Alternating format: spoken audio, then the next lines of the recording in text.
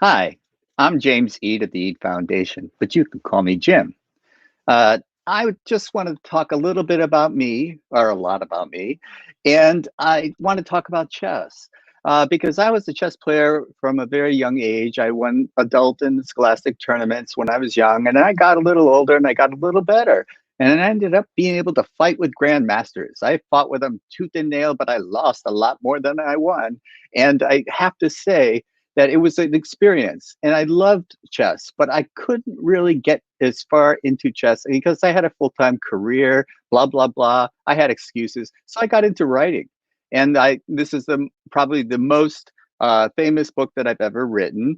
And I got into organizing tournaments, Grandmaster International tournaments, that sort of thing. And I did a lot of stuff. And in 2018, the USCF awarded me with the Outstanding Career Achievement Award, which I'm very proud to say.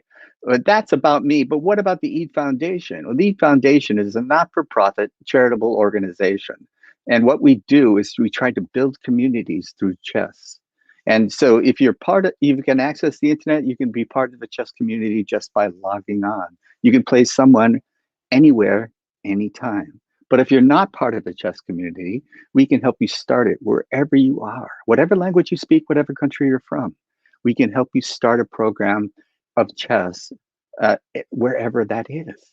And when you build a community, you'll find that you'll never feel alone.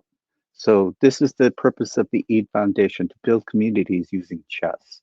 Chess is what I knew. Chess is I had the resources, and I want to help those that do not have the resources. Because when you give the gift of chess to a child, you give a gift that lasts a lifetime. And that brings me to today's topic, the chess files. The answers are out there. And so what is the question? The question today is there any relationship between leadership and chess? Chess and leadership? Because don't we want to teach our youth to become good leaders? And what does that mean? What's a good leader? Can you define it? I can't define it. So I brought a guest onto the show, and I want to welcome him to the show now. And people call him Chester, but your name is Mahmud Hussein? Hassain? Hassain. Yeah, Hassain. Hassain. Yeah. Okay. I'm going to practice that 3 times No in my worries. head. Mahmud Hussein. And now I got it. But I'm going to call you Chester from now on, if you don't mind. No worries. Okay. Yeah. All right. So, Chester, the topic today is one of, well, before I get started with that, I should ask you the basic interview questions of, where'd you grow up? Where do you live now? And how did you get started in chess? Okay. So I was born in North Africa. It's about 100 kilometers east of Tripoli. That's Libya. Hmm. It's an ancient city called Liptis, Mania, Liptis, and Magna. It's an ancient, it's a World Heritage Site. It's in the Mediterranean. Um, it's a beautiful, beautiful groves and beautiful area. I Oh, had a scholarship. I got a scholarship in the early 80s to come to a university in Canada. And that is oh, the province of Manitoba, which is just north of Minneapolis, Minnesota. Okay. okay. So Now I that, know. okay, that is fine. Just in case people don't know where these places are. Yeah. Okay. The city called Winnipeg. The university is the University of Winnipeg. And that's where the My wife, Winnipeg Jet, that's where the my wife's, Winnipeg Jets are. yeah. And my wife's grandmother was from Winnipeg. Well, So, so there's a small world. So yes, yeah. and so I had the scholarship there, and that is where I learned chess. No I kidding. never knew anything about chess when I was growing up. You Oh, call it from the age of 20 and after. That's where I learned chess. I became an expert, and it's just fascinating. So let me give you. I brought this for a. There's a book here. I just want to show you. sure. It's called Chess the Hard Way. Yeah. And that is written. This person passed away about 20 years ago. He Uh-huh. was the first Canadian chess grandmaster, and he is from Winnipeg. You know, and when he was 18 years old, he beat Mikhail Botvinnik in Wow. the Netherlands. Yeah, just after the war. The game is here in this book. Uh-huh. He had Bobby Fischer many times on the ropes, but And so when I saw these people play chess and they do tournaments and many other masters, I became fascinated with the game. So I want to study it. You know, Yes. Yeah. you don't get hooked as an addicted, but you get hooked because you are in a state of a flow. You know, Yes. the more you learn, the more you wanted to learn. You know, Right. and the losses don't the losses do not discourage you. The losses just gives you another, you know, Motivation. motivation to know more. You know, and Yes. Yes. that is an aspect of leadership as well. So from there, now I live in Guelph, Ontario.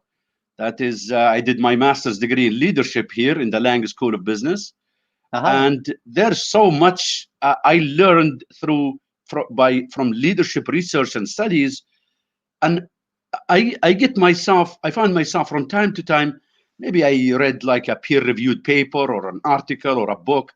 There is some chess concept here. They're uncountable, and so that's where I thought that chess and leadership, it's a good concept for today's talk. I love the fact that you bring up the flow because when you get into that flow, you know it. And sometimes you just can't get into it. You're just not, you got up on the wrong side of the bed or whatever it is. But when you feel it, you know you're in it. And it's such a good feeling that you want to do it again. So it's self reinforcing. I want to keep learning. I want to keep getting better. I want to keep getting into that flow. Yeah, And so that's a wonderful way to put it. And I yeah. might steal it from you without Please attribution. do. No, go ahead. You have all the permission. You know, Thank you. but some people by nature, maybe not patient. Maybe they wanna trump. They wanna trump. They want to not trump, but they wanted to make their moves quick. They want to cash in very quick. Just teaches you to be a little bit patient. The Yes. more patient you milk the position, you squeeze, the last drop from that stone, and that is what make great chess players great. Yeah. They are they maximize their resources, and that comes from Was the game. was there a grandmaster named Spraggett from Canada? Big time. I knew him very well. Yes, yeah. Uh-huh. Oh, he's a Because Canadian champion for many times. you and if you had asked me who the first grandmaster from Canada was, you would have won a bet with me because I would have Okay, named him. this is the one. This guy has so much influence in Canada. Again, he passed away about 20 years ago, but Yeah. he was a grandmaster in the 50s, and he was a world championship material. He taught himself chess when he was like a child. And so anyway, he was Canadian champion maybe 8 times or so. The British Commonwealth, he was a champion Right. too, because Right. he's a lawyer by training. Yeah. Hmm. Right. So that's fascinating. I always learn something, when someone else is talking and I'm not talking. But this idea of leadership, that Yeah. what are these, just give me a couple examples of these concepts that you said that, that's applicable to chess or that is a chess concept that's also So being taught. as I said, so many examples, and I didn't write them here, and there's so many. But you meet an incident, daily incident, or something in your news, and say, "Hey, there's a chess concept there." So here's, for example, you do not when you do a business strategy or military, or you want to buy a house or whatever, you're always coming up with a plan. The plan, it could be as simple as whatever, and is as complicated as beyond any two people's knowledge, and you need many people involved in it. So the decision making, you need to do your research before you go to the informant. I'm old enough to follow the informant. I'm Yes. Yeah. sure you know the informant. We watch it. We We we were follow booked it. up when it came in. And Yes. when it came in, it's like that was I still have Yeah. so many copies of them. Me too. So yes, In my so basement now. yeah, of course. So you make a decision. Oh, that grandmaster played that move. I never thought of that, or I thought of that, and why? And over the years, you develop a sense of decision making skills without you knowing it. So, for Yes. example, when you play chess, the first thing to think about is the worst scenario. What's the worst scenario? Losing the game. So your alertness is so high, it will Right make from you the start. maybe maybe the best air traffic controller, because you're always alert. You Yes. can't fool when you're playing the game. Your senses are so alert for danger every single move. So as far as decision making, so you go Yeah.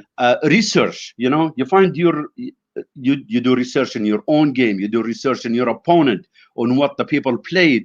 You come up with your own ideas and you go and experiment them and test them. Experimenting, that's playing the game, because you don't know if it's a good move. You think it is, but until somebody refutes it or you Right. lose badly, oh, now I learned the lesson. That was a bad move, and that's why it's a lifelong learning. The game is Yes. just beautiful. Yeah. Yes. You never finish. You never Yes. graduate from Yeah. chess. You never graduate. Yeah. You're always getting better. And the more you know is the more you discover you don't know. I Yes. will give you this a few years ago, maybe about 2 years ago, I would say white was Aronian and black was Kramnik. These are Mhm. top grandmasters, Oh yes. Yes. and if you see the game where Kramnik, it was I think it was a Berlin defense, and Kramnik Relocate. played. Can you believe it? Black plays rook to g8 in the Berlin defense. No castling. Rook to g8. Look Right. it up, and he just walked through him like, where does this idea come from? Right. So for anybody who says, chess, in your title or in your logo, you say the answers are always there or something like that. Are out there. Yeah. Yeah, out there. It's like, who come up with the move like this? Right. And so you always can discover new ways of doing things. Yes, because one of the things that we have, some of us old timers have become discouraged by how accurate the players are still playing. But there's still that element of discovery. Yes. So there's always that new move Yeah. in an old position that Yeah. everybody has studied, but you have come up with something novel. Yeah. And all of a sudden the tables are turned, and we have this. And it was true in the informant days. They would Yeah. come back and with their little evaluation plus minus, and I would Yeah. look Yeah. at it and I go, no, black's fine here. So I loved it when people would play that variation because the informant told them it was better for white. Yeah. No. Yeah. And what another concept of leadership, Mhm. suspense. It is a good move until further notice. For Right. now, it's a good move, but be prepared to change your mind. That is not a good move in the future. This is psychologically, it's very, very positive influence of chess is that you're willing to change your mind. You're willing to Yes. accept you have been wrong, but you cannot be wrong at the time. You are right. You are right Yeah. until further notice. You have to have self-confidence, but once you play that move, nowadays it's all over the world and everybody's studying it, Yeah, that new move. And yeah, then the proof is in the pudding the next game it's that's played. right. That's right. Yeah, yeah, yeah, yeah, and and I love the idea that you just have to be nimble. yeah, You can't accept the status quo. yeah. What has been told to you is the right move, may or may not be until further notice. Until further So, notice. Yeah, yeah. and the key here is willing willing and able, like psychologically, mentally able to Yeah. change your assessment. Right. Sometimes we get attached to a move. That is the move. We instinctively were going to make it, and that's how top grandmasters sometimes lose because they Yes. play for instinct. They're humans too. Yes, Yeah, of course. yeah, And when I was playing them, I always thought, well, maybe they're going to have a bad day, and I should just be ready for you're when they play. hoping. Yeah. Oh, yeah. Maybe it didn't turn out to be true very often, but maybe they would make a mistake because they're just having a bad day, and maybe they're making a mistake when they're playing against me. So why should I be defeated before I sit down? Yeah, yeah, Let's see what happens. that's Let's right. play the game. See what Yeah, happens. yeah. But And just because they played a move doesn't mean it's a good move. yeah, Even though they have the title grandmaster after yeah, it, they might have made a mistake. Be the open to ans it. the And they answers are won't out make a there. lot of them. So Yeah, be open yeah, when they're pounds. yeah. The answers are out there. Yeah. So another concept, for example, um,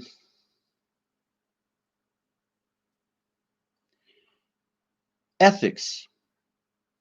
Okay, so when you make a decision, And sometimes, there's a professor from Stanford. His name is Pfeffer. It's an excellent professor in organizational psychology in the School of Business, and he has a book called Leadership BS.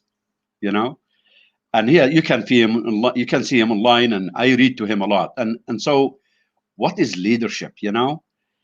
But ethics, people sometimes they make decisions, and we're humans too. In regimental organizations, people sometimes don't tell the truth, because every boss has a boss. Every boss has a boss. And so when an organization becomes very rigidly regimental, it invites lack of ethics. It invites lack of accountability. In the game of chess, you are the only one. You are the chairman, you are the chairwoman, you are the CEO, you are the one who does the delivery, you are the one who runs the whole corporation. And so you need to mentally be prepared to greet your customer and to answer the phone, and make the Yeah. big strategic decision for the whole organization. That's what a chess game is. So when we say ethics, for example, if you cheat yourself, you're cheating yourself. That's why people sometimes who don't play the game, they say, what if you play a game and somebody, changes the pieces, Nobody changes the pieces. We know what the pieces are. Yeah, If they change yeah. the pieces, they're cheating themselves. Right. So Or even using computers now. That's a using cheating computers now, technique. yeah, Yeah, and that's a form of cheating, and I never can understand it, because who are you cheating? yeah, you're cheating Yes, yourself. you're stealing my rating points. Okay, fine, but you're really cheating yourself, Yeah, but in because the end, you're. Yeah, you knew you were losing, okay, and you knew what you made is a wrong move, so go live with it. you yeah, know yeah. So the ethics part of it is in the game. Playing the game itself sanitizes you from being unethical. and you can also learn from your mistakes. So Yes. you don't have to cover them up or hide them from your boss Yeah. or anything like that. You can play it, and checkmate is the ultimate authority here. If you get checkmated, you'd only blame yourself. Yeah. Yeah. And if you checkmate your opponent, they can't say, "Oh, if I had done this or I had done that." That's just cheating yourself. To Just cheating say, okay, yourself. Yeah. if I had done. Yeah. Yeah. Well, Why you didn't you? didn't. Yeah, right. What you did was this. Next time. And next time, learn. Yeah. Learn from your Yeah. mistakes. And And and this is an ethical yeah, and ethical thing as well. the research, some people say, you learn from your mistakes. That's the dream. The dream is to learn from your mistakes. There is a study came from University of Chicago from undergraduate students in the last year or so. It was like an undergraduate degree thesis, and Mhm. it came online, so I read it, which is people actually tend to learn from not from their mistakes, learn from doing some from the positive things in life. Okay. Ah, So when I ran this by a local international master, and we were talking, and I said, and we were talking, and he was telling me, yeah, because if you wanted to win against an opponent, take their games, don't analyze the games that they lost. Okay. You want to analyze the games they won, yes, because the games they won, they become attached to. That's the one they are emotionally attached to, and that's the one yes. they studied it more. And so when there are errors in that game, although the result they won, but there is latent errors there. That's how you study against them. It's That's interesting. fascinating, Yes. because maybe I never got that good because of it, because I did not think of it in those terms at all. I would always think about, I learned from playing over my losses, and never occurred to me to play over my opponent's wins. Yeah, So playing against you, because your opponent is also has it's a human. yes, they, right, they they're also attached to their positive outcomes. right, So they right, forgot there's they made errors in those games, but okay, they got 20 rating points. Who cares? But the right. lesson there, they did not discover it. But this seems like a lesson that's applicable in many fields, including like positive reinforcement is superior to negative reinforcement. You know, Yes. that just is now a commonsensical thing to say. Yeah. But there was a long time where they thought the rap on the knuckles was the way to teach you, Yeah. Yeah. and instead you praise them when they do well, Yeah. and it motivates them to do well. And here's one more thing: the motivation is actually intrinsic. But people who play chess, whether I teach so many kids, you know, Yeah, so many students, and some of them are adults now, and what some of them went to do graduate degrees from Harvard and Oxford and other world-renowned schools, and they used to yeah, be my chess students. You know, they still right. write back. I learned, the Spanish bishop on C2. That one is a latent force. It never occurred to me until later in life when you have something big, don't use it, keep it, Yeah. it's for, uh, you will use it one day. But these are lessons, Yes, Yeah, and I love Lasker's line that the threat is stronger than the execution. that's You right. know, Yeah, to threaten to do yeah, something yeah, is much more powerful than yes, right. Yeah, yeah. yeah. Uh, so yeah, chess leadership. There's so many concepts. Chess, for example, sportsmanship. Okay, there's a, Yes. there's a rule by FIDE is that in the international, and it's enforced actually. You have to shake hands before. If you refuse to shake hands, you lose the game. Yeah. Isn't that? Or maybe bump elbows I now, but understand that. I understand that. But or yeah, equivalent. but Okay. it's the sportsmanship, it's the graciousness that you want to bring to the game. Yes. And so And that you apply that to your business strategy. How can you be a strategic partner with another person or another organization if you are not respectful to their time, to your customers, to their needs, to what they are thinking, knowing what your competition even or what they are thinking, what your opponent or competition is thinking, what they want to do. It teaches you to respect them, and it teaches you to analyze them correctly.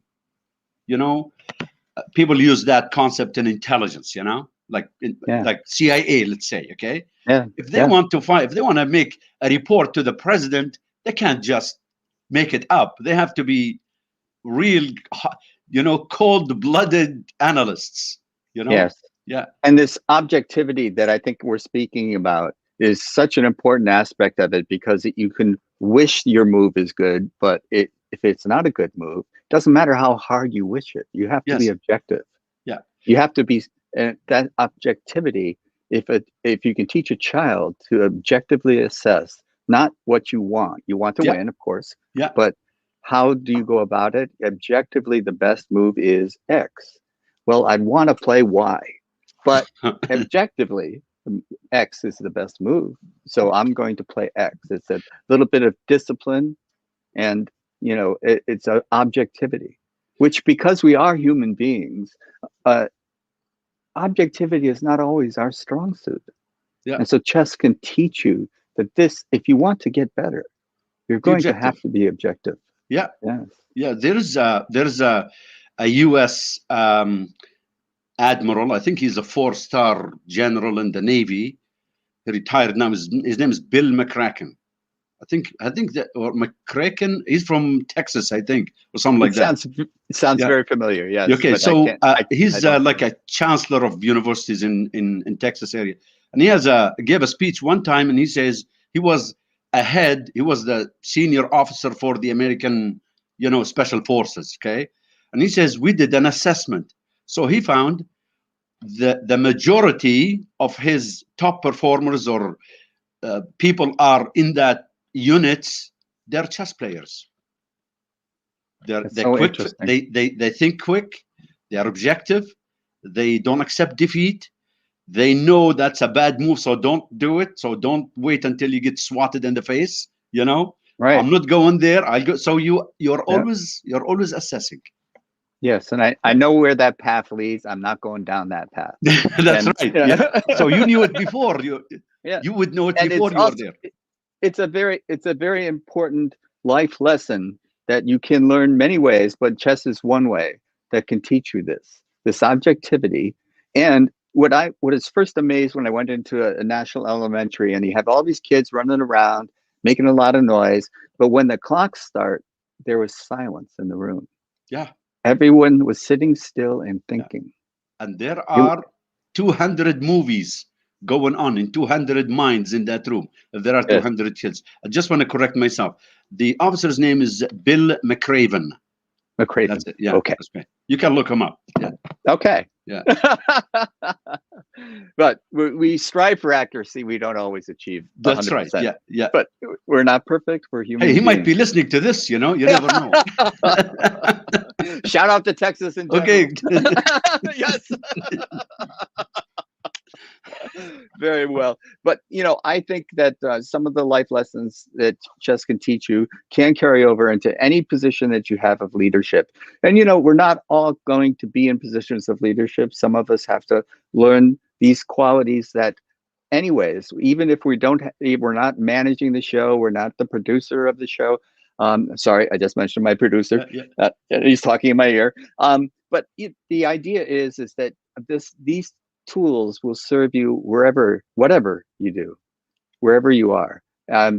Objectivity, being objective, and not letting your emotions carry you away is a good life lesson. Because just what you want is checkmate. You want to checkmate your opponent. Well, it's not. They're not going to let you. You know, Yeah. it's going to be a little bit of a struggle. Come and get it. Yeah. Yeah, come and get it. Yeah, which is another concept now, which is the narcissism epidemic in society and different generations, and so it sanitizes you from narcissism. It's good to be self-confident, but you can't be cocky. Yes. you know Yes. There's a difference between self-confident and arrogant, that's and right. you need to have that line You clearly want defined. you want more of a lot of the first and none of the None second. of the second. Yeah, Right. and chess works with that. Because Yeah. if you think, that's why in tournaments people don't trash talk each other. Right. Because okay, here's a checkmate, done. You can think Right. whatever you want. Yeah, Yeah, and it doesn't. It's just bluster, and every good chess player knows it. Show me the moves. yeah, I don't care what you say. I care what you play. yeah, So, yeah. That's right. uh, Yeah, yeah, so nobody's really thrown. If so, trash talking is not used mainly because there's no reason to it. It doesn't work. yeah, yeah. It doesn't work. It's not. It's not. I mean, people do that just for friendly Of things. course, Yeah, of course, yes, but not in the real world. In the real world, which is, by the way, there's the movie that's the Queen's Gambit, for example. yes, There's some kind of a trash talking going there, yes, but that's not the real chess world. It's a little bit. right, They did it for the movie. It's not. Chess players don't trash talk. Yeah, yeah. they respect, But there is an intimidation factor. of course. And Yeah, sometimes I could think of Kadynov came over to the United States and he won all sorts of tournaments, and then Yermolinsky came over and he won all sorts of tournaments, and yeah, people just didn't want to play them. yeah, When they were on their hot streaks and winning everywhere because people were just getting intimidated. They called Fischer fever. Playing yeah, Fischer, you got a fever. Oh, yeah. I never lost to him when I was feeling well. I just lost to him when I had a fever. You know. Excuses, excuses. Yes, Yeah, because you're intimidated. that's You right. know, and Pal Banco sat down with sunglasses against Tal because he thinks Tal's staring at you would freak you out. So Yeah, get out of my it, head. yeah, yes, exactly. Yeah, But or unfortunately, they're sending moves in yogurt. The blueberry flavored yogurt told them to play this, and we can make up all of these things, but they're phantoms. All there are the moves on the board, yeah, and you have to be self-confident enough to be able to trust your own analysis and be objective about your analysis. It isn't enough to want to win. It isn't enough to not want to lose. It is to just be objective about your analysis, have confidence in your analysis, and if that better player wins because they analyzed the position more accurately than you did, yeah, shake their hand. yeah. That's right. You Yeah, know, you learned good something. job, well done. Yeah. You know, Oh, I did not see that move, I did not see that move. or Yes, you saw them, but you did them in the wrong order. So right, tempo, the tempo is in chess is very, very important. right. Yeah. And don't make excuses for your bad moves. You know, own them. Yeah. Yep, I And did not and put, learn from them and flip the page. Next subject. Yeah. and I did not play my A game today. But see you next tournament. Yeah, yeah, that's right. Yeah, yeah, yeah, yeah. And interestingly, the people you lost to, maybe it's my hypothesis here. The people you lost to are the people you would tend to want to play them again. You wish, oh, you want to get your revenge, You wish that you were paired against them. I have one story in Yeah, Las Vegas, which is a tournament coming up, the National Open. One year, they did a bad pairing in the late rounds, and I was played against a player of my caliber when I should have been played against, because of my score, I should have yeah. been playing a grandmaster. And so when I pointed out the error, the tournament director said, "Well, would you like to play Larry Christensen?" And I said, "That's why I came here. That's I right. wanted to play him." Yeah, that's right. I didn't want to play this guy who's only as good as me. Yeah, yeah. I want to I, play the other ones, yeah, Yeah, yeah. and Pair me up. yeah, I want to get behind the line, the yeah. ropes. Because you don't get to qualify to play these people every tournament or every day, Yes, And so if that's you get right. the chance, Yeah. take advantage of it and cherish it. And another time in the late round, the second round of the tournament, it was the nighttime tournament, and I had a game with Grandmaster Walter Brown that lasted 7.5 hours. It was the only game going on. There was a little crowd of people around it watching it. I'm exhausted, and it's a rook and pawn ending, and it's a draw. But I press. I'm trying to win, and I lose naturally. This has happened to me when I try to press the drawn position. I lose. I've learned that lesson 1,000 times. But anyways, all I want to do is go up to my room, collapse in my bed, and cry myself to sleep. And Walter says, "You want to analyze?" He's still full of energy. Yeah, And am I going to say no? No, I'm going to go to bed. No, I analyzed with him. That's a yeah. chance. How many chances do you get to analyze with That's right. Grandmaster Yeah, Walter Brown? So yeah. yeah, seize the day. Seize the day. Yeah, that's right. So Yeah, concept of chess playing and leadership, patience. Patience. Um, the other thing is lots of kids, 6-year-old or 10-year-old.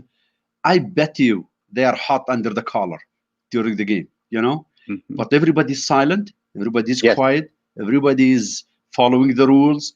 right, And where do they find that patience? right, In other sports, they scream or they yes, let it out. This one yes, can't do anything, you right, know, can't hit the right. table, you can nothing. Just cha- channel your energy towards finding the correct moves. And there's some peer pressure there too, Yeah, because you see the better players, that's how they conduct themselves. yeah, So if you want to aspire to be as good as them, you want to behave like they do. that's right. They don't throw tantrums, they don't turn the board over when they lose, Yeah, so you want to be like them. yeah, So try to behave like them. So it's not so much what it is something. If you misbehave, people will let you know, but that behavior is a learned behavior because we all want to throw the board up after we lose, yeah. but So we know we can't. the story you just said a minute ago with Grandmaster Brown, and after the game, 7 hours of like grueling. You must have lost like 2,000 calories in those Yes, 7 hours. no doubt. And he would say, okay, would you like to analyze? There's a concept here. That's coaching. That's in leadership. That's coaching. That's actually you got coached free. Yes, The fact that yes, free the game itself is coaching, and then a couple of hours after that post-mortem analysis, or 1 hour or whatever, maybe you go for a coffee or whatever you want to do, and that's right, also coaching, and you got right. that free. It was an amazing gift, Yeah, that, and he wanted to analyze with me. That was a compliment, yeah, he's a good coach. you know. That's he's a good coach. That would make Yeah, him a good coach, wanting to teach others is half of the story. Lots of Yes. people have the wisdom, but they don't want to share it with others, or they don't want to volunteer, or they don't want to teach in organizations. One In of the these things. hierarchical organizations, they think Yeah, well, knowledge is power, that's right. and they Yeah, hold it and hoard it. yeah, that's right. Which Yeah. is not good.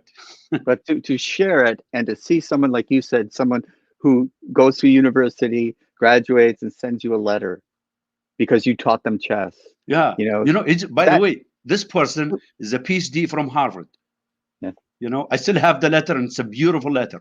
We're still in contact. yeah. Small. Yeah, Now that feeling, that I'm assuming that you have that feeling, that is just joyful, and of course. you don't get that by hoarding Of information. course, yeah. And when I was You, teaching chess, this is like about 20 years ago or so, when I was teaching him, um, uh, I was teaching chess because I love the game so much that I want every child to learn it. And yeah, he's one of the people, one of the children at that time, young people, who had the want to learn the game, And we yes. play, and over the years, our paths went different ways, and now he's, somewhere in the northeast of the United States. Yeah. Well, this is the kind of thing that I think, not only are you giving a gift to the children when you teach them chess, Yeah, but you're also giving it to yourself as well. that's right. Yeah, You get more out of it yeah, than you give, yeah, in a funny way, because you see their confidence grow before your eyes, and it's so delightful to watch. yeah, It's it's just a pure delight. You feel like I had a good day. I yeah. taught someone. I made someone think that they were smart. So here's a You know? question for you, James. Have you ever taught somebody chess and they progress to the point that they are the ones who are beating you? Isn't that Yes. awesome? Yeah, yes, and I talked to Sunil Weramantri, who taught Nakamura how to play, and Sunil is a almost borderline IM Yeah, FM, and he said, I can't teach you anymore, and you're beyond so my level. Yeah, yes, and it was like, I'm a very strong player, but yeah, you're on another level. you're a you different know. league. And there's Yeah, a guy winning the U.S. championship, and yeah, yeah, when yeah, blitz tournaments left and right. yeah, And, yeah. You're talking about Hikaru, right? yes, Yeah, who's top Carl grandmaster. Nakamura. Amazing. Yeah, of Yes, course. Yeah, yes. And it's so you see someone, even no matter how good you are, there's a desire there to see them do better, because that is, and it's not like you own part of that accomplishment. It's that you were there when they didn't know they could get that good, and then you see them get that good, and it's just like, it's just the feeling of joy seeing someone go beyond you, you go kind of beyond what you. you Yeah, want to give them all the credit. Of course, it's they who worked yeah, hard, right. but part of it is you are a small part of it. You You are, did and because something. you never know what turn they may have taken if they That's right. hadn't met you. Yeah, yeah, yeah. And you say there's lots of youth, for example, against crime, let's say against petty crime and things like that. Kids come from all different backgrounds and socioeconomic backgrounds and family backgrounds and stuff like that. When you see them 200, in a hall, and all of them play, you have no idea Yeah. what child came from what family. They are all Yes. equal, and all brain power is the same, and Yes. it's men, girls, boys, whatever. Doesn't matter. Yeah. Doesn't matter. And Doesn't matter what language they speak, what that's country right. they're from, And what the color of their skin is. yeah, Nothing else matters. It's just chess. yeah, It's that's right. beautiful. Yeah, And I think in sports in general that's true, but in chess it's doubly true, because it doesn't matter if you're big or tall or small, and if you're fast or slow. None of those things matter. So it's not a physical thing. yeah. And so some things, I just didn't grow tall enough to be a basketball player. I was really good for my height, Yeah. but there's nothing holding you back in chess. Yeah, yeah, you can do whatever. Now, want to Yeah. put a plug to your foundation. If Oh, anyone thank you. follows this, if everyone listens to this, I encourage you to donate to this foundation.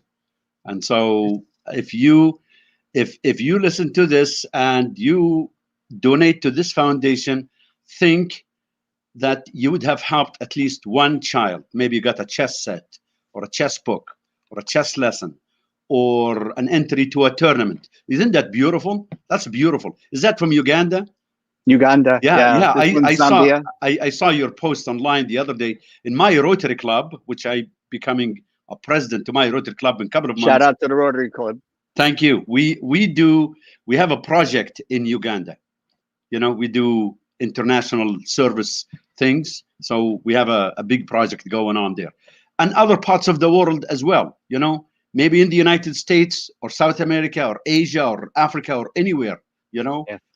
And the children, when the game of a chess and helping a child you don't teach them how to play the game, you teach them how not to play the game. They teach themselves how to play, you Yes. know. And from the picture you showed now, I can tell the kids are happy, and that's the positive thing. The guy who runs the program, who I work with, is taking care of over 20 orphans, and he says when they start playing chess, they stop crying.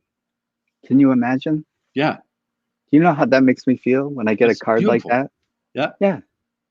And so this is why I do what I do, because the feedback that I get makes me feel like whatever I'm doing, you're always wondering, am I making any difference at all? And yes, you're making some, even if it's an incremental difference, you're Yeah. making the world that much better. Yeah. So, and if I have the resources, why wouldn't I share them? Yeah. So every donation is appreciated. Thank you for saying that, Yeah. because this helps me help them. And so, is there any final word on leadership in chess? Chess can teach you leadership, and you can see leadership. You can see those chess concepts in the leadership that's being demonstrated in front of your eyes. Is there anything else? It just prepares you for leadership without you knowing it. A skill, you learned it from chess, and you applied it in your leadership position or scenario or a day or a case that you have. You don't know where that skill came to you from. It came from chess. I can't put my finger on it because there's uncountable number of cases that a person encounters. Yes. Patience, Yes. just patience alone, Sitting still and thinking. Yeah. Teaching a child to do that. Yeah. How many teachers in elementary school would want that gift? Yeah. And the studies has been done. The studies has been done is that they tested chess and other, extracurricular activities, from soccer to hockey to basketball and everything else. They found that chess is the number one contributor that children stayed in school. Yes. And the factor is that the student got connected to the teacher. Yes. More than anything else, because they play with the teacher. Okay. And so the connection to the teacher became so strong, they did not drop out school. They stayed in school and continued. I'm still in touch with my high school chess coach. Yeah. Beautiful. Yeah. Because he made a difference in my life. Yeah. He drove me to these scholastic competitions. When we would have a league and we would play other schools, I was too young to drive, so he would drive me. He would drive all of us, and if the team didn't win, he was just we'll get him next time kind of guy, and it was just encouraging. He was just encouraging. Never scolded us. Never thought, never said a bad word to any of us. And so he had an influence on my life. I'm still in touch with him, and I still send him messages on Facebook. Yeah, why not? Yeah, why not? What is the latest game or whatever it is? Yeah. I have a professor who's in his 80s now. This is in Manitoba. I still, he was my professor in mathematics, and we're still in contact all of these years later, which is kind of, you have an academic role model or a chess coach, or maybe even in your younger days, maybe you had a boss that you looked up to, and they inspired you. you know, and these people you don't forget. So Very true. hats off to all the teachers. And what you were saying about the introducing chess into the schools and the difference that it makes, it's been measured, it's been studied. Um, you know, back in the late 80s, early 90s, I would go to a principal and say, I'll teach your chess class in your school for free. And they would look at me like I I was do that crazy. here. I do that here. Yeah. Yeah. Well, but the 90s, the mid 90s, the principals were looking for me Yeah. because the parents were teaching, they were pushing the principals to get a chess program started. You know, it changed like that. It was in the 80s, I couldn't convince a principal to start a program. And in the 90s, they were looking for teachers. Please, please come. Because the parents thought it was a competitive edge. Yeah. Because it is directly transferable back into the classroom. And it does give them a chance to develop characteristics that will aid them in their further development in life. Whatever life takes them, whatever direction it goes. So You know, here's an example. I am in Ontario, Canada. You are in California, United States. We have never met. We don't no, know each other. Just no, a connection happened online, yeah, and it's because of a chess connection. yes, And I feel that I know you for yes. quite some time, and that's a beautiful thing. I couldn't agree more. Yeah, yeah. So let's that be our final word for the Thank show. you. And you've been a wonderful guest, and I'll call you Chester. But this is a fascinating subject and one that we don't discuss often enough. The elements of leadership that can be learned through playing chess, Yeah. and how they can be observed in life. And you see a good leader, and what are the qualities that they have, and think about those things as they apply to their chess games and Yes. to your ability to improve, to get better, and to be a better role model for others, and to teach others. Share your knowledge. Don't hoard it like a miser. Share it. If you have the ability to share your knowledge, why not? Why wouldn't you do it? So thank you for being my Beautifully guest. said. I'm so grateful to you. Thank you very much. Okay, Have a good night. I'm going to take you off. Now it's just me and you. Hi, Mom. And I just wanted to say that that was a great discussion, but it's important work that the E Foundation does to sponsor this show, the Chess Files. The answers are out there, and you can help me help others by donating to it. But this is a regularly scheduled show. I have different guests every week, and it's always 1 p.m. Eastern Time on Fridays. So, we occasionally have some production errors, and I know production errors. And so, but if you'll join us, there'll always be something that'll be of interest to you because the guests that I have found have taught me things that I didn't know. So, with that, I will say goodbye for now, and I will see you another Friday.